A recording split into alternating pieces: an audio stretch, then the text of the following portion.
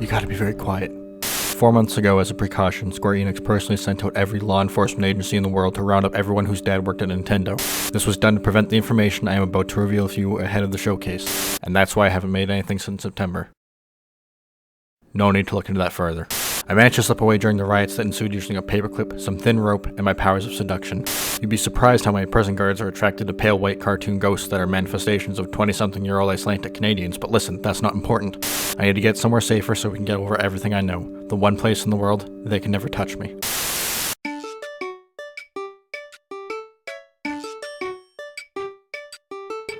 Whew, I made it. I can finally get rid of this stupid thing. I can personally say after months of observation that the devs are very hard at work.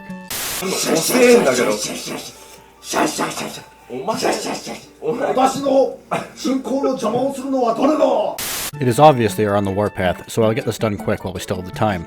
I pulled a grand total of 10 guildbots, 50 people standing around with a weird chair icon next to their name, and close to 1,000 people publicly ERPing as bushes to determine what the most pressing issues were, and what most excited them about the upcoming features. To no one's surprise, there were a lot of people I asked who treated this game like a dress-up simulator. We'll call it a little bit of sample bias. So let's tackle character creation and glamour first, shall we? One of the concerns I'm reading is that people are still upset about the gender-locked races. So here's some good news. They are finally being added.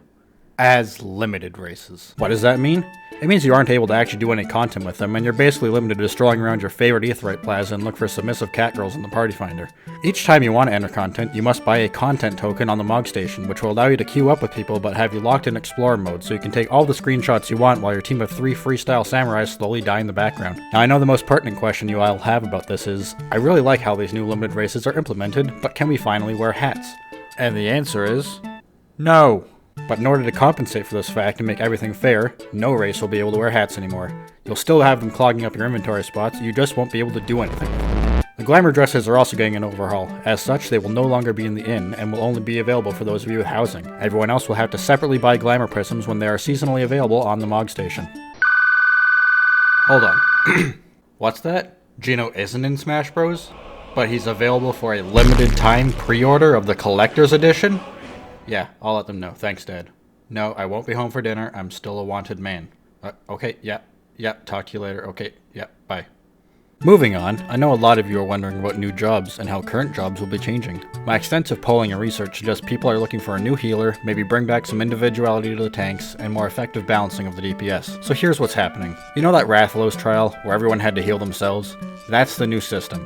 Everyone is a DPS class, and the one with the highest, what's a good stat?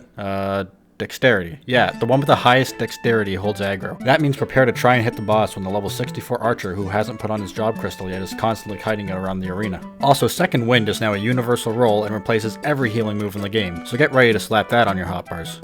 New jobs? Ho ho, they are all crafting based, my friend. Get ready for another crafting revamp as we step away from the old grindy system and adopt the Puzzle Pirates method of creating things with cool puzzle minigames that you download on your Final Fantasy companion app that the 5 of you use. What's that? You want to know more about the content? Do people even do that anymore? I read that some people are disheartened that there are no longer 2 dungeons per patch cycle, so don't worry. Now there's none.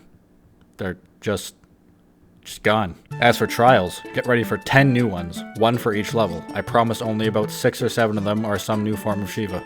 As for the raids, the new Alliance raid will be a crossover with the Clue Finders. Man, remember the Clue Finders? Final Fantasy does. As for the 8-man raids, prepare to tackle the most classic of Final Fantasy villains out there. You know him. He's got crazy hair, he's got that JRPG angst. He's actually not classic at all. It's Prompto. Yay. Okay, listen.